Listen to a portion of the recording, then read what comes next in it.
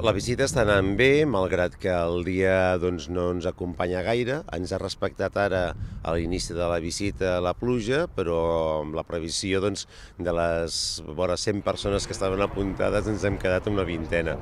Però vaja, vull dir, la gent està interessada en conèixer la Murtra, que és un dels espais menys coneguts del Delta del Llobregat. Tant el Consorci, l'àrea metropolitana, com els ajuntaments de Viladecans i de Gavà, intentem posar en valor aquest espai i donar a conèixer els projectes que s'estan fent per recuperar-ho. Una part de les espècies tant hivernants com reproductores que hi ha aquí en el Delta viuen a la Murtra, i a més és una zona de connexió important amb els camps de conreu que hi ha al seu voltant, amb altres espais naturals, forma part de la riquesa que hi ha i sobretot una cosa,